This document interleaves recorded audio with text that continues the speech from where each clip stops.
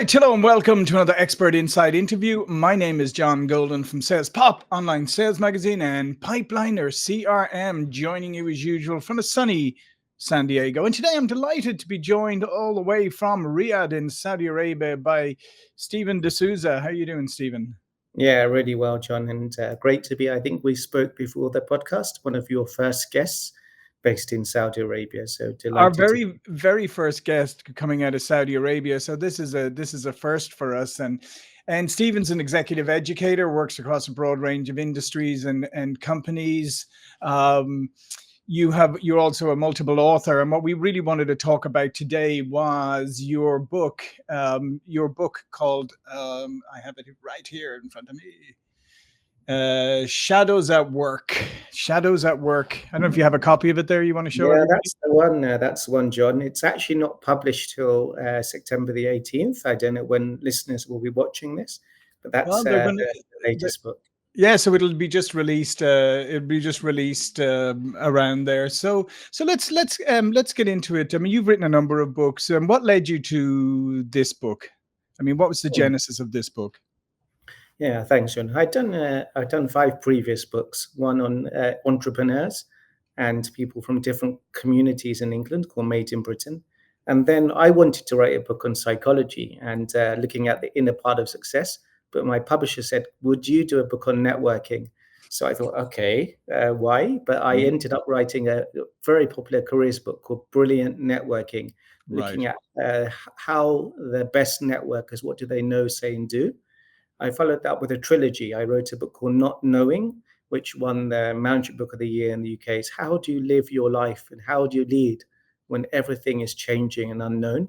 Not Doing was the follow-up, which was about how do you achieve results in your career, in your business, without pushing and pulling and getting burnout, exhaustion, and stress. Mm-hmm. And then I followed up the last book before this one was called Not Being, around the second half of life. We might have climbed the career ladder in our first half and achieved success, but what do our priorities change? And we start to think about values and legacy and more around other topics in that part of life. The new book is called Shadows at Work. And why I wrote this was predominantly with my own struggle, John. So I never write as the expert on the pedestal. Mm-hmm. I write about topics that I engage in and that I Right. inquire into. So this is looking at how does the part of us that we don't see impact on our behavior, impact on our success as leaders within organizations or running our own companies. So the simple definition of the shadow, it came from a psychologist, Carl Jung, but he described it as Mm-hmm. almost the me that I don't see.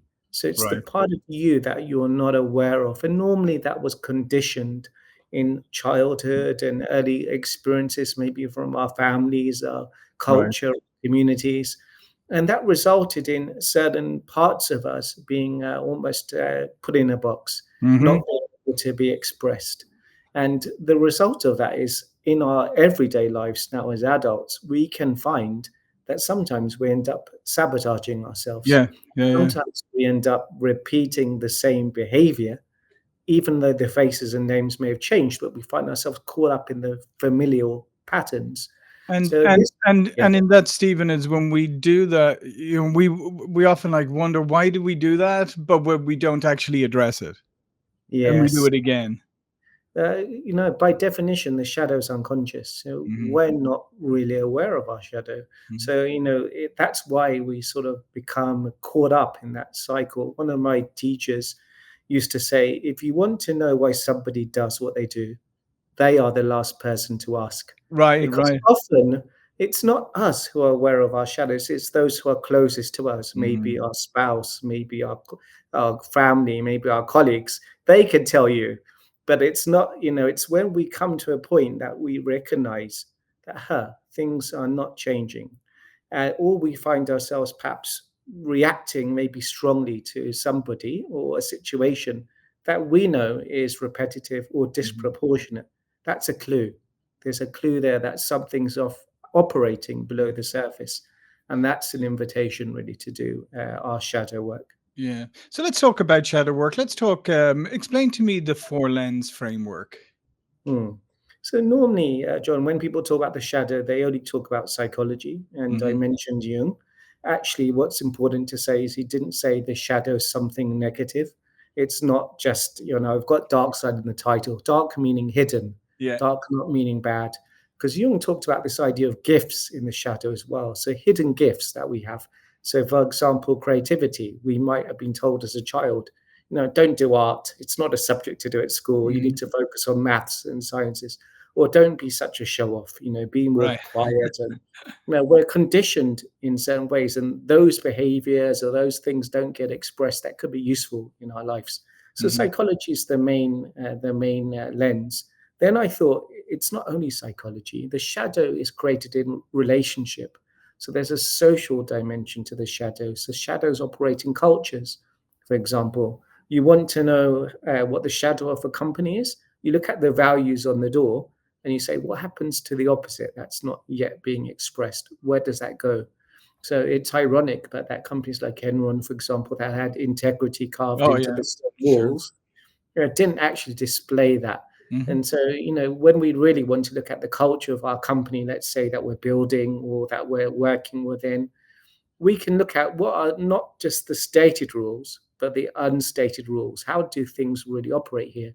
So one of my colleagues used to say, imagine somebody starting on their first day in your company. What would you tell them that you really need to do to succeed around here? So it might be, you need to leave your coat on the chair. So it always looks like you're at work, you're at your Hmm. desk, you may have popped out for a bathroom break. It might mean that you never say anything negative to Mr. Brown because his wife is related to the CEO. But there's all these unwritten rules that Yeah. operate Yeah. at a level of culture that are a shadow as well. The third one is biology. Mm. We are really influenced by sleep, by hunger, by loneliness, by tired, by emotions. And not attending to those things can result in decisions that are poor and in shadow behavior. So we don't spend a lot of time managing those, then it can cause a problem. So it's not just about Mhm. my psychology, it's also my biology. And the last one is the spiritual lens, the idea of meaning. Yeah. At some point there, when we're going through almost like a dark period and we're Yeah. questioning ourselves and wondering why we are doing the same thing again and again, or not getting the results we want, that doesn't necessarily need to be a crisis that's psychological. It could be an invitation to turn inwards, to Yeah. explore what's really going on and how can we find more meaning and purpose in our lives. So the common language around this is the dark night of the soul. Mhm. In every tradition, let's say Taoism, where they Yeah. have the symbol of the yin and the yang, Mhm. there's always a balance between light and dark, and Yeah. there's some light in the dark and some dark in the light. But when we over index on one area, we forget that actually, as whole human beings, we are always going to derail. We are always Yeah. going to fail. We're always going to be human. We're always going to be messy and fallible. But how do we not avoid that and appear inauthentic to our colleagues, our customers? But how can we lean into that? And how can we become Yeah. more whole? So, those four lenses are ways to explore the topic of the Mhm. shadow, not just through the psychological lens. Yeah, and what you were just talking there about some introspection and maybe some self-awareness and all of that. Those are things that people find really difficult, especially today, because we live in this world that doesn't want you to spend any time introspecting because there's something on your phone that's way more interesting and way more productive for you to do, some TikToks or something.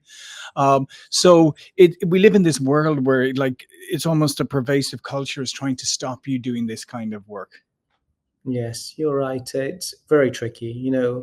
I spend a lot of time with executives, and one of the things we cover is, are they in hyperactive mode or where they're just Mhm. busy or doing so many things and frenetic, or are they in hyperactivity, too much reflection, too much nasal gazing?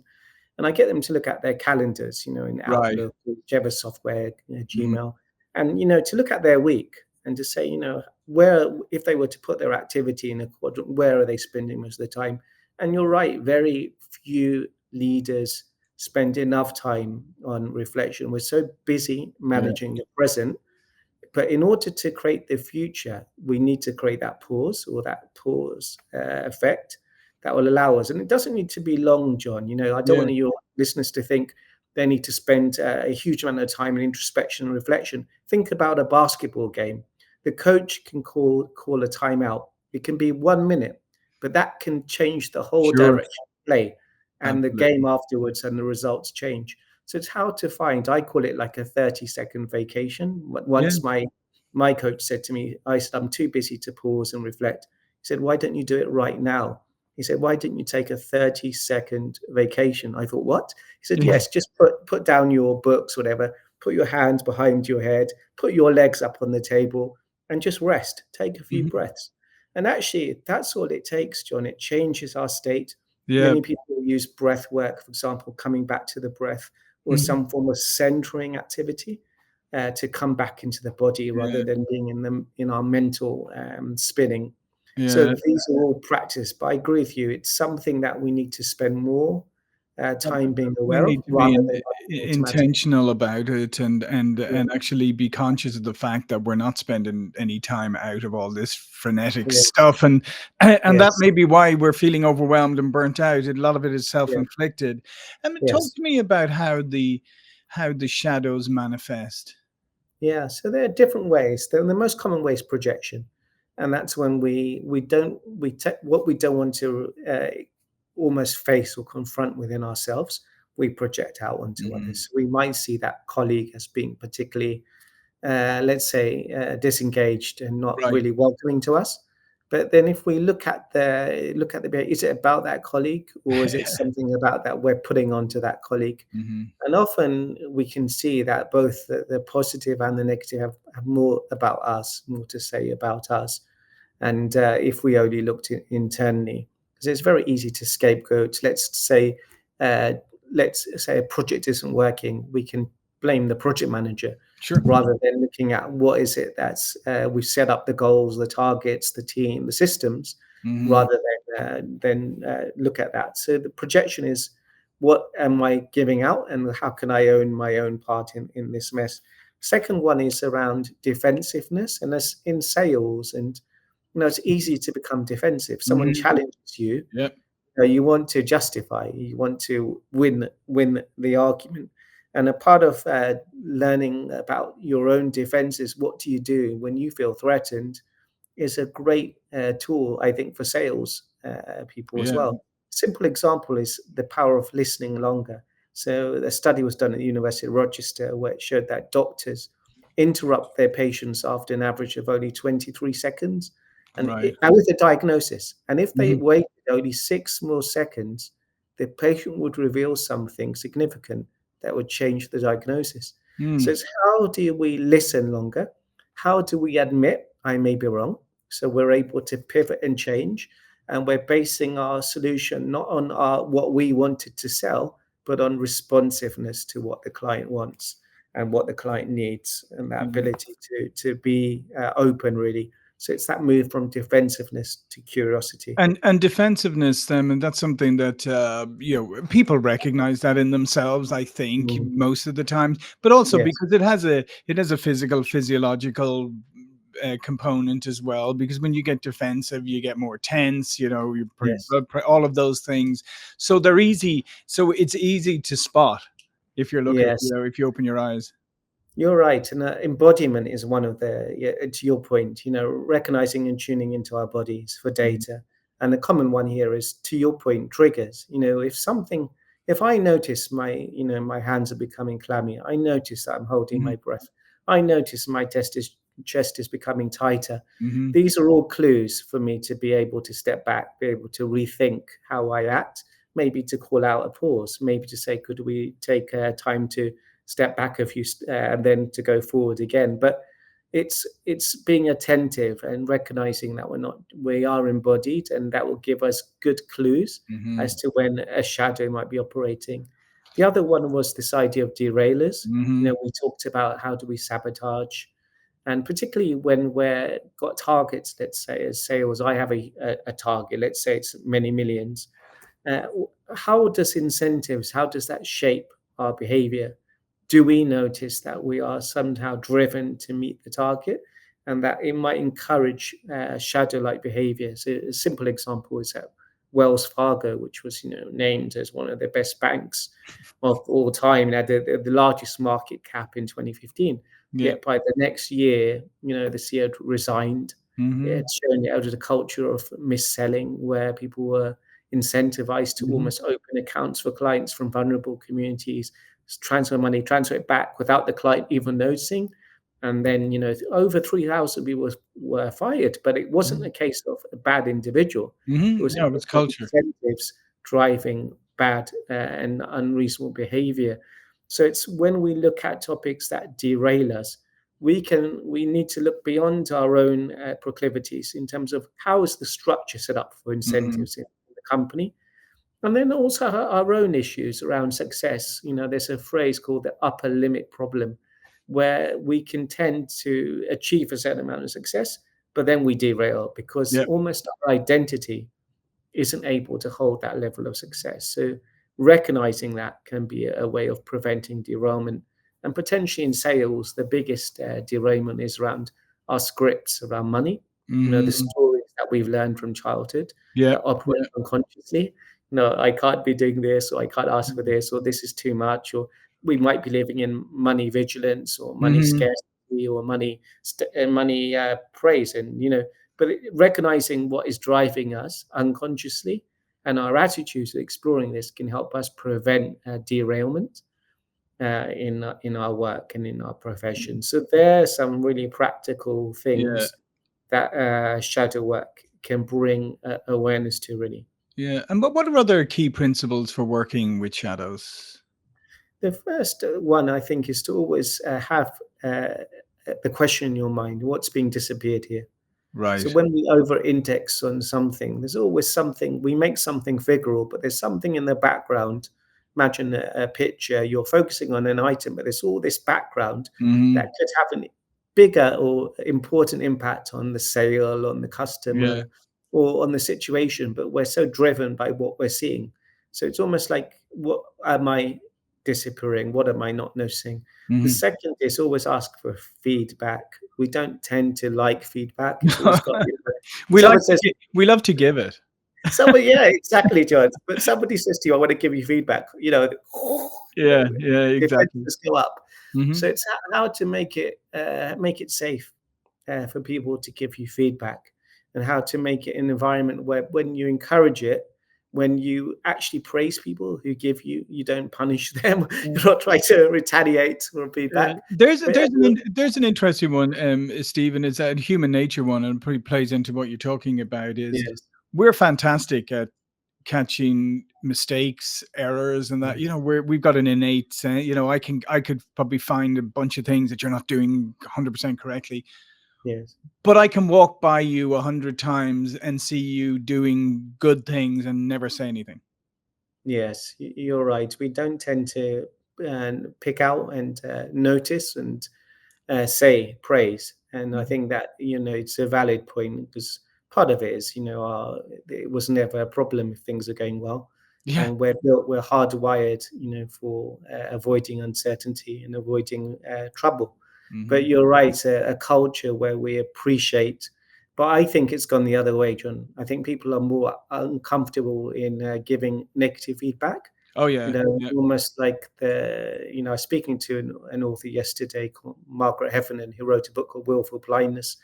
And she was saying to me, Steve, sometimes, psychological safety has gone beyond what it was intended for. The intention was to encourage almost like brave Mhm. spaces Yeah. where people can speak up in a team and makes teams more effective.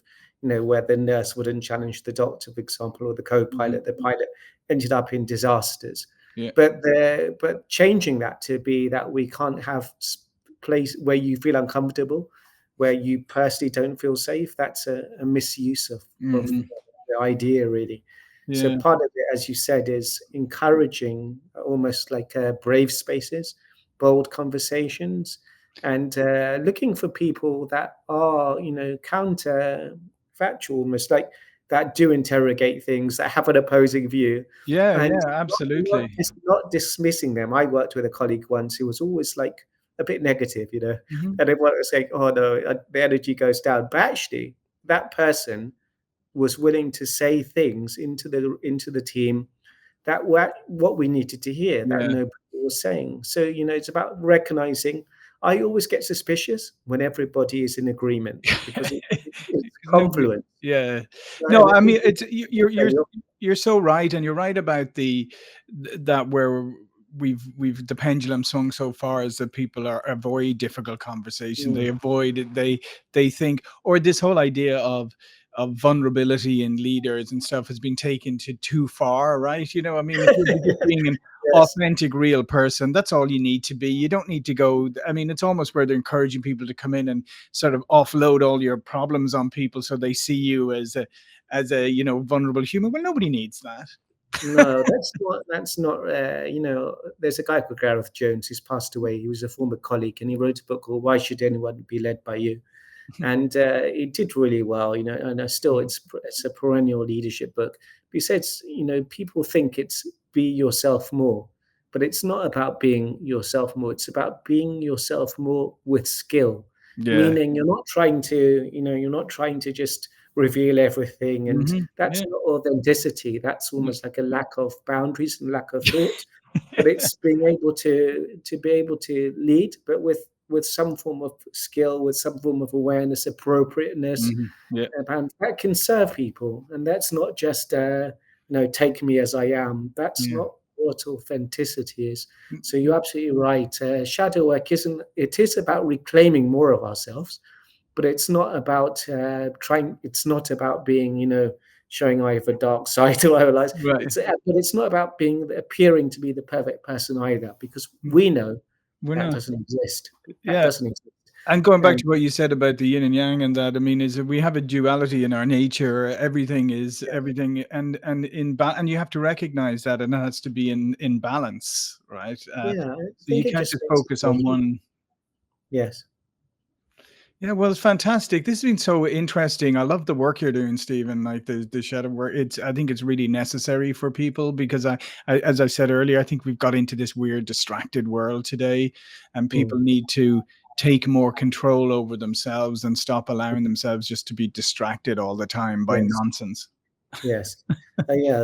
There was I started the book with like a quote, and it's from a composer, and his name was Michael Tippett, and he died at the 93 years old. But why I started with him, because he wrote a libretto. It was called "Child of Our Time" in opera, and it was at the beginning of the World War II. There was a Kristallnacht, Hmm. and the destruction in Germany. And he said it's not enough just to focus on, social and political. We need to look inwards. And a line from his opera is, "I would know my shadow and my light, so shall I at last be whole." And I Very think, good. this isn't a book only about personal development or about leadership of groups. This is a societal thing. It's when we are not able to confront and have the psychological maturity to confront our own darkness, then it gets projected out into the world. We act out, we polarize, we end up in conflict. We're not able to live Yeah. with difference. So Yeah. part of it It's is, not like any of that's not happening today, is it? yeah, I guess Wow. this is the final word, John. Is this is a call for empathy? It's a call for compassion.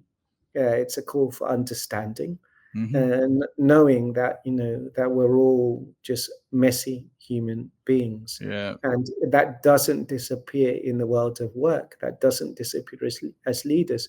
So we can take responsibility for, at least to your point, about owning what's our part in this mess, about becoming more self-aware and daring to dig into the hidden areas, not through some deep psychotherapy, but Mhm. just as you say, taking that pause, thinking, okay, what's happening here that's repetitive, and then choosing differently and Yeah. having some support around that. So that's what I explore in the book. Yeah, What it's are the been practical things leaders can do? it's fantastic, and I like that concept. Really simple, and as I always say, simple doesn't always equate to easy. But that Yeah. concept of listen more, I think if people adopted that, even that alone is just listening more, speaking less, maybe thinking about what's been said a little more. Instead, we live in such a reactive world. But anyway, listen, book fantastic. All of Steven's information is going to be below this video. But before we go, please do remind people about what you do. Yes, so I am an educator. I work in sales, John. I'm a business development client partner, and my main aim is to help inspire, to help bring awareness into the parts that we disappear. I call it leading from the dark, because the dark isn't a place that is necessarily has to be negative and scary. It's a place that we find ourselves often in, and it's a place actually we can lead from, and we can become much more effective leaders in this world that we're living in. So great if people can connect with me. Shadows at Work is out in September, and I recommend the trilogy, Not Knowing, Not Doing, and Not Being. I think that's equally as relevant, especially for our times now. Absolutely. Well, listen, thanks again, Steven. Thank you for watching and listening. See you all again very soon. Thank you.